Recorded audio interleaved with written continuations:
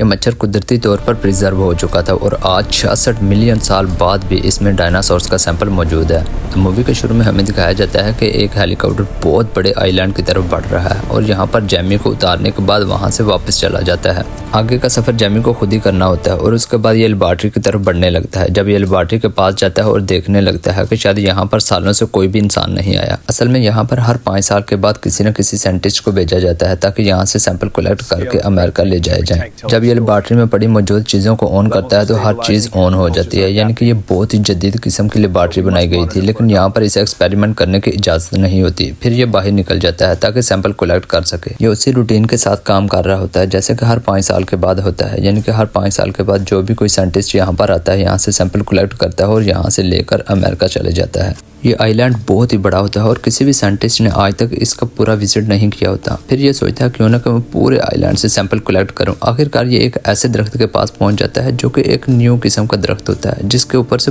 बहुत ज़्यादा गम नज़र आ रही होती है।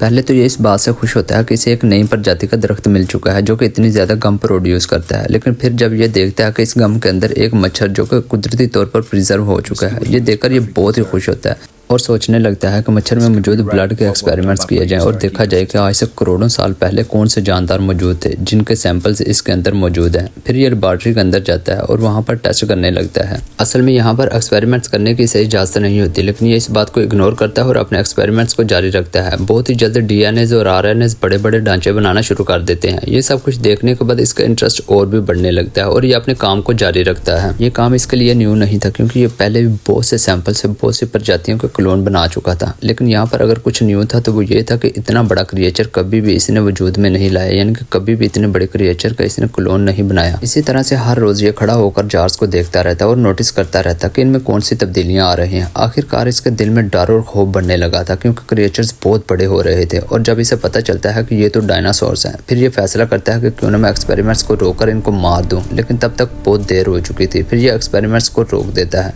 जिसका कोई भी नेगेटिव इम्पैक्ट क्रिएचर्स पर नहीं पड़ता। आखिरकार जो क्रिएचर्स होते हैं वो एक्सपेरिमेंट्स रूम से बाहर आने लगते हैं और ज़ोर ज़ोर से चिल्लाने लगते हैं। ये लैब बहुत बड़ी होती है लेकिन फिर भी डायनासोर्स की खौफनाक आवाज़ें पूरी लैब में गूंजने लगती हैं। ये इधर उधर तोड़ फोड़ करने लगते हैं और बाहर की तरफ भागने लगते हैं। अब तक जैमी को समझ आ चुकी थी कि अगर वो यहाँ से नहीं निकला तो बहुत ही जल्द इन खौफनाक और खूनखार जानवरों का खाना बन जाएगा। फिर वो फैसला करता है कि मुझे सीक्रेट रास्ते से बाहर जाना होगा। असल में ये जो लेबॉर्ट्री का सीक्रेट रास्ता होता है ये बैक साइड से खुलता है और जंगल की तरफ जाता है। फिर ये यहाँ से निकलकर जंगल की तरफ बढ़ने लगता है।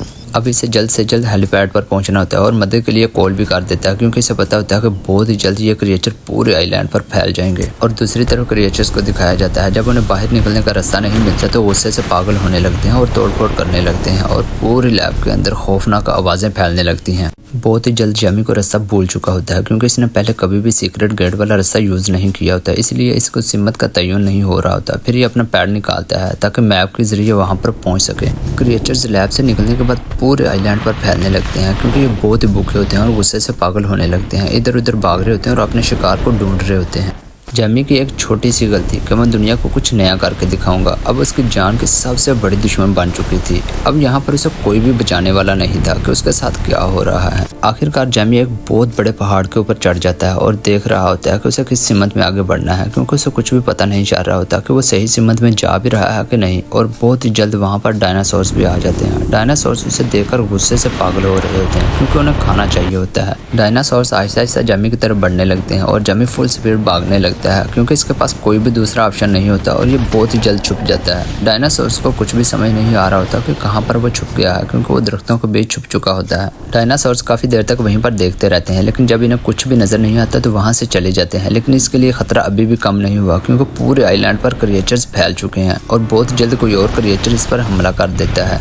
जैमी किसी तरह से जान बचाता है और भागने लगता है क्योंकि इसे पता होता है कि दरख्तों के बीच से वो आसानी से गुजर जाएगा और क्रिएचर्स बहुत बड़े हैं तो दरख्तों के बीच से आसानी से नहीं गुजर पाएंगे। फिर जैमी पुल को जाल के तौर पर यूज़ करता है। जब वो भागकर ऊपर से गुजर जाता है और उसके बाद क्रिएचर्स ऊपर से गुजरने लगता है तो पुल टूट जाता है और वो नीचे गिर जाता है। तो दोस्तों मेरा कोई भी कंटेंट गैर मुनासिब नहीं होता तो सपोर्ट के लिए लाइक और सब्सक्राइब जरूर किया करें। इतने में हेली भी इसे लेने आ चुका होता है और इसे पता होता है कि हेली की आवाज़ सुनकर कोई ना कोई डायनासोर बहुत जल्द यहाँ पर पहुँच जाएगा। बिना टाइम वेस्ट किए यहाँ से निकल जाते हैं और डायनासोर वाकई में यहाँ पर आ भी जाता है और उसके बाद दिखाया जाता है कि हेली की जगह पर डायनासोर खड़ा हुआ है जैसे यहाँ पर इन्हीं का राज हो।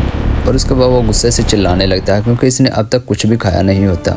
जमी अपनी जान बचाने में कामयाब तो हो जाता है लेकिन वो बहुत ही दुखी होता है क्योंकि वो सोचता है कि यहाँ पर वो अकेला आया था लेकिन अब यहाँ पर अपनी यादें छोड़कर जा रहा है।